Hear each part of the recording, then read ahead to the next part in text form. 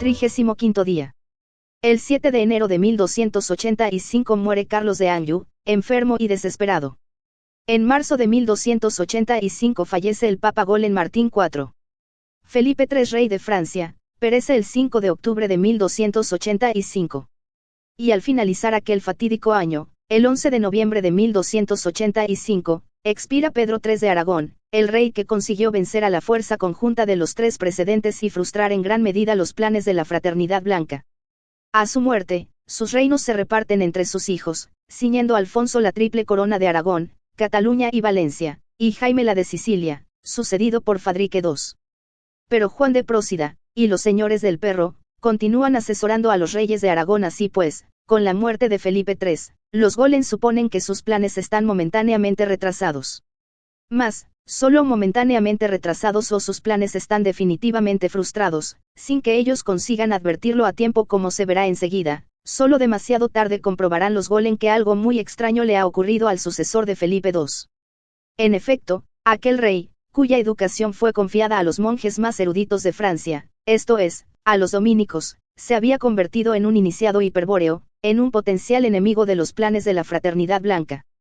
¿Cómo ocurrió tal herejía? ¿Quién lo inició en la sabiduría hiperbórea? La respuesta, la única respuesta posible, sería la increíble posibilidad de que dentro de la Iglesia, en la orden de los predicadores, existiese una conspiración de partidarios del pacto de sangre, un conjunto de iniciados en la sabiduría de los atlantes blancos.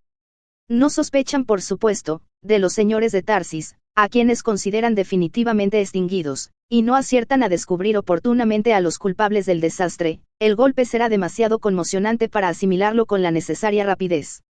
Y esa perplejidad inevitable, esa sorpresa paralizante causada por la alta estrategia de los señores de Tarsis y el Circulus Dominicanis, señalaría el principio del fin de la estrategia enemiga. A partir de entonces, luego que Felipe IV desempeñase brillantemente su misión, los Golen y la Fraternidad Blanca tendrían que esperar hasta el siglo XX antes de disponer de otra oportunidad histórica para instaurar el gobierno mundial y la sinarquía del pueblo elegido. Como dije, los Golen no conseguirían contrarrestar las consecuencias de la nueva situación. Habían maniobrado por varios años para fortalecer en Europa a la Casa de Francia y de su seno les surgía un rey hostil a la hegemonía papal. Habían cedido el terreno de la enseñanza académica a los monjes dominicos y resultaría que entre ellos estaban infiltrados los enemigos del Dios uno. Y, lo que era peor, a aquella orden de predicadores se les había confiado el tribunal del Santo Oficio, encargado de inquirir sobre la fe. Hasta entonces, la Inquisición les permitía eliminar o neutralizar oposiciones bajo la amenaza de la acusación de herejía, pero, y esto lo asumían claramente, los mayores herejes eran ellos. En adelante, deberían obrar con cautela porque si no, a semejanza del jiu-jitsu, la propia fuerza del atacante podría ser vuelta en su contra. Imposibilitados de someterlo a la autoridad papal, los Golen intentarían infructuosamente eliminar a Felipe IV, fracaso que se debió al cerco de seguridad que los dominicanis tendieron en torno del rey. Cuando finalmente lograron envenenarlo, en 1314, Felipe IV había reinado 29 años y cumplido con honor la misión encomendada, y ante la grandeza de su obra, nada cuentan las calumnias de una iglesia Golen derrotada y de un pueblo elegido que vio perderse su oportunidad histórica, aunque hayan sido repetidas sin fundamento a lo largo de 700 años. Mas, durante los 29 años de su reinado, tampoco dispondrían de alguna personalidad política equivalente para reemplazarlo u oponerle. El rey de Inglaterra, Eduardo I, si bien interviene en los asuntos europeos, solo lo hace indirectamente en tiempos de Felipe el Hermoso, especialmente a través de sus aliados, el conde de Flandes y el duque de Guyena. Su guerra encarnizada contra los escoceses lo mantiene ocupado en la isla británica. Y en Alemania, el güelfo Rodolfo de Habsburgo, elegido en 1273 para poner fin al interregno, muere en 1291 dedicado a guerrear contra los gibelinos y a acrecentar los bienes de su casa. Le sucede Adolfo de Nassau, quien solo reina 6 años trabado en lucha con los hijos de Rodolfo, y sigue luego Alberto L., que se entendería pacíficamente con Felipe IV y convendría con este en que el curso del Rin sería la frontera entre Francia y Alemania. Nada podían hacer los Golen con estos soberanos para enfrentar a una personalidad como Felipe el Hermoso, y ya sabemos lo que podían esperar de los reyes de Aragón y Sicilia. Quiero mostrarle con esto, doctor Siegnagel, que al perder el control sobre el rey de Francia, la estrategia de los Golen se veía seriamente comprometida. Durante 50 años el Circulus Dominicanis aguardó su oportunidad. Esta se presentó con Felipe IV, sobre el que ejercieron gran influencia desde su infancia, dado el alto número de instructores del infante que se contaban entre sus filas. Al morir Felipe III, su hijo tenía 17 años y había sido iniciado secretamente en la sabiduría hiperbórea. Es posible afirmar, pues, que al comenzar a reinar, ya disponía de un proyecto claro sobre su misión histórica, y tenía también a su lado los hombres que lo asesorarían y le permitirían ejecutar sus ideas, porque conviene diferenciar claramente entre dos objetivos, complementarios, que se ponen como meta en ese momento. Uno es el propuesto por el Circulus Dominicanis, y ya explicado, que procuraba, simplemente, detener la estrategia enemiga e impedir que los Golem concretasen la sinarquía del pueblo elegido. Otro es un objetivo que, entonces, brotaba de la sangre pura de Felipe IV, y que consistía, como en el caso de Federico II, en expresar en su más alto grado la función regia.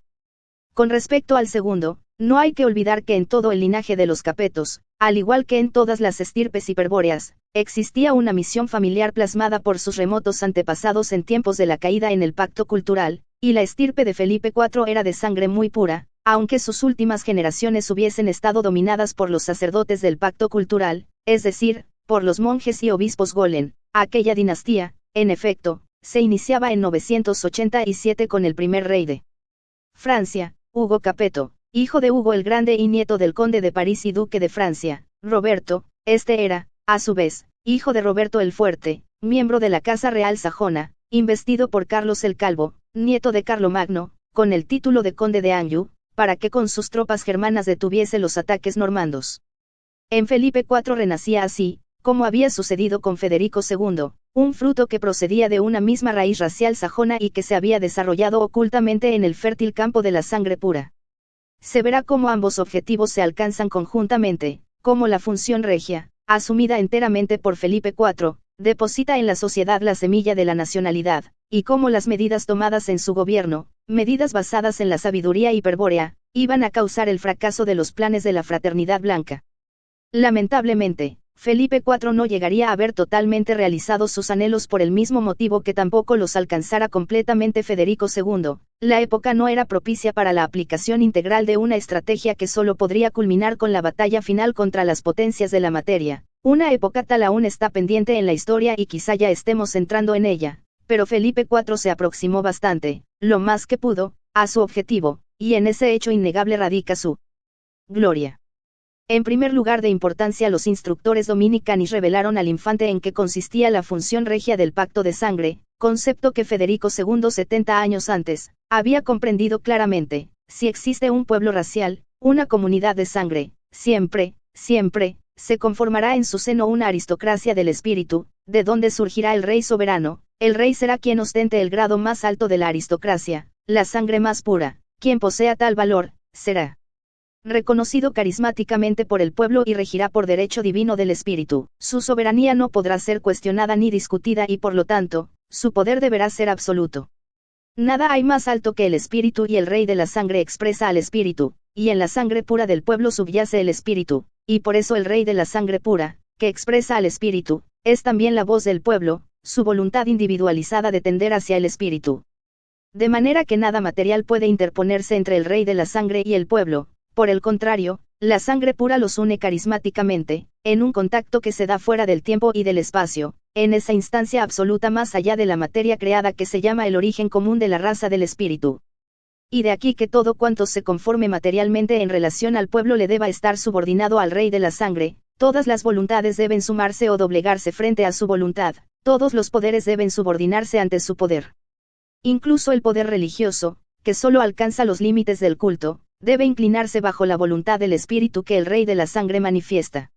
En segundo lugar, se explica a Felipe IV la caída que los pueblos del pacto de sangre sufren por causa de la fatiga de guerra y los modos empleados por los sacerdotes del pacto cultural para desvirtuar, deformar, y corromper, la función regia.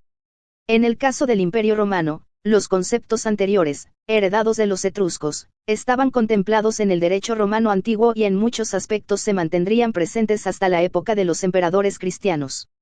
Concretamente sería Constantino quien abriría la puerta a los partidarios más acérrimos del pacto cultural, cuando autoriza con el Edicto de Milán la práctica del culto judeo-cristiano, pero el daño más grande a la función regia lo causaría Teodosio 70 años después, al oficializar el judeocristianismo como única religión de Estado. Comenzaría entonces el largo pero fecundo proceso en el que el derecho romano se convertiría en derecho canónico, es decir, aquello del derecho romano que convenía para fundamentar la supremacía del papado sería conservado en el derecho canónico, y el resto sabiamente expurgado o ignorado.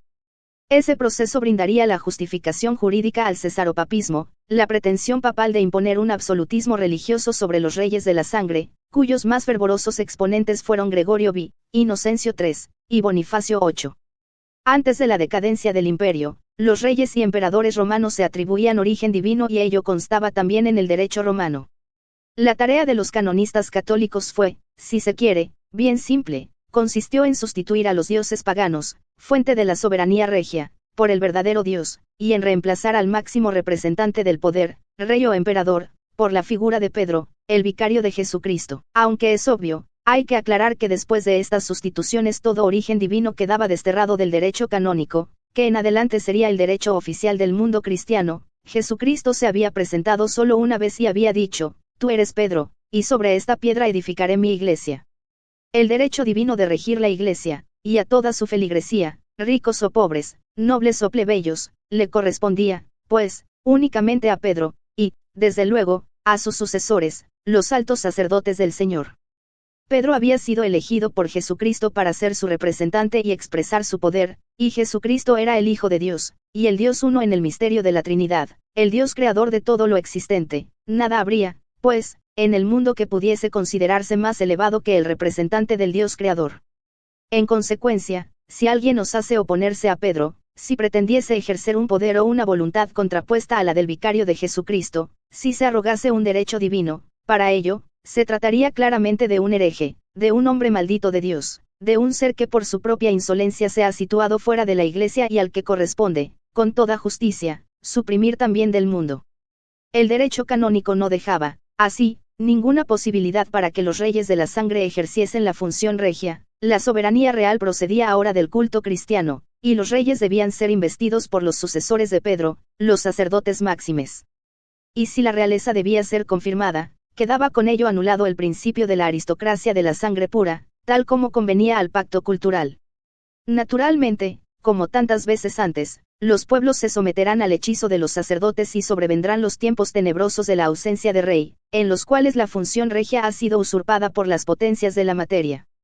Los reyes del derecho canónico no son reyes de la sangre sino meros gobernadores, agentes del poder estatal, de acuerdo a la definición del Papa Gelasio y, aparte del poder estatal existe la autoridad de la Iglesia, de donde procede la soberanía de aquel. De esta idea gelasiana se deriva la teoría de las dos espadas, formulada por San Bernardo Golen. El poder estatal es análogo a la espada temporal, en tanto que la autoridad de la Iglesia equivale a la espada espiritual. Pedro y sus sucesores, por lo tanto, empuñarían la espada espiritual, ante la que deberá inclinarse la espada temporal de los reyes y emperadores. Pero nada de esto es cierto, aunque se lo codifique en el derecho canónico.